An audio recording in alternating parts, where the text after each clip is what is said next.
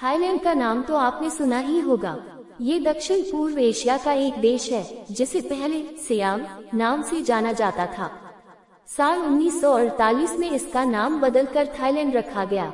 हालांकि कुछ लोग, खास तौर पर यहाँ बसने वाले चीनी लोग, थाईलैंड को आज भी सियाम नाम से ही पुकारना पसंद करते हैं।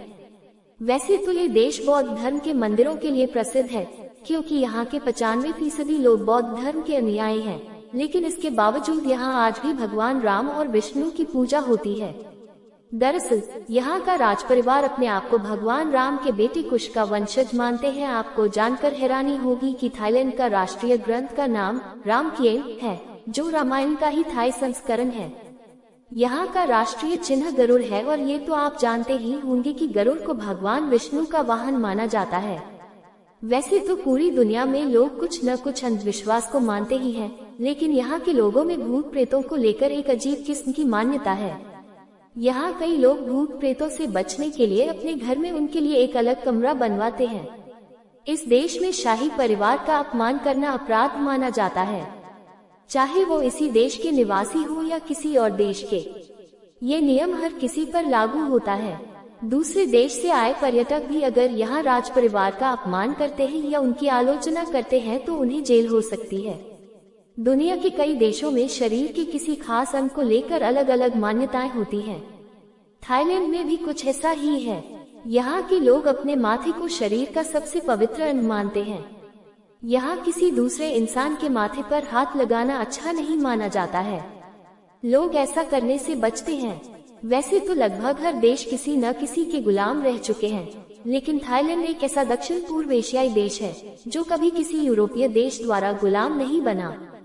हालांकि यूरोपीय शक्तियों के साथ हुई लड़ाई में इसे कुछ प्रदेश लौटाने जरूर पड़े थे, जो आज म्यांमार और मलेशिया का हिस्सा हैं। थाईलैंड की राजधानी बैंकॉक का नाम एक खास वजह से गिनीज वर्ल्ड रिकॉर्ड में दर्ज है। आपको शायद पता न हो, लेकिन इस शहर का नाम दुनिया में सबसे लंबा है। बैंकॉक तो इसका अंग्रेजी नाम है।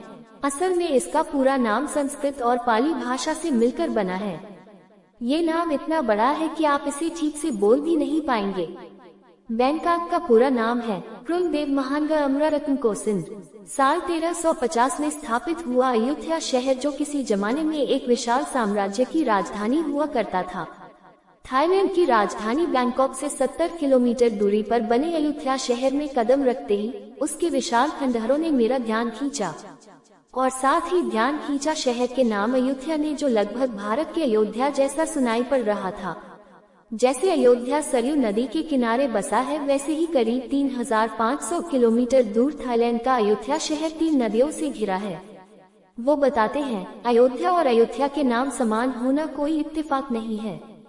संस्कृत के शब्दों को थाई में ढालकर यहाँ नए नए नाम बनते आए हैं। प्राचीन भारतीय सभ्यता का दक्षिण पूर्व एशिया पर काफी असर रहा है। जब अयोध्या की स्थापना हुई, उस वक्त तक रामायण थाईलैंड तक पहुंच चुकी थी, जिसे यहाँ रामाकिएन कहा जाता है। किसी भी दौर में आप अपने साम्राज्य या शहर का नाम ऐसा रखना चाहते हैं जिसे शुभ माना जाता हो, जो नाम हमेशा के लिए रह जाए। बहुत सारे इतिहासकार अयोध्या का नाम अयोध्या से मिलता जुलता होने को कुछ इस तरह समझाते हैं। वो बताते हैं, थाईलैंड में हमारे यहाँ राजा को विष्णु का अवतार माना जाता था, इसलिए विभिन्न राजाओं को थाईलैंड का रामाई, रामा-2, रामा-10 आदि के नाम से जाना जाता है। संस्कृत, पाली सब भाषाओं का असर थाईलैंड में दिखता है। यूनेस्को के मुताबिक अयोध्या के शाही दरबार में कई देशों के दूत आया जाया करते थे, जिसमें मुगल दरबार, जापान और चीनी साम्राज्यों के दूतों से लेकर फ्रांस के दूत शामिल थे। डॉक्टर उदय भानु सिंह दक्षिण पूर्व एशिया मामलों के जानकार हैं और MPIDAC से जुड़े रहे हैं। वो कहते हैं, इस साल थाईलैंड और भारत के कूटनीतिक रिश्तों को 77 साल हो जाएंगे, लेकिन दोनों के बीच सांस्कृतिक और धार्मिक संबंध सदियों से हैं। थाईलैंड में अयोध्या नाम का शहर है, जिसकी स्थापना 1350 में हुई थी। इसे अयोध्या से जोड़कर देखा जाता है। इसकी स्थापना राजा रमातिबोधि एक ने की थी। आज अयोध्या यूनेस्को की वर्ल्ड हेरिटेज साइट है। रामायण के संस्करण को थाईलैंड में रामाकिएन कहा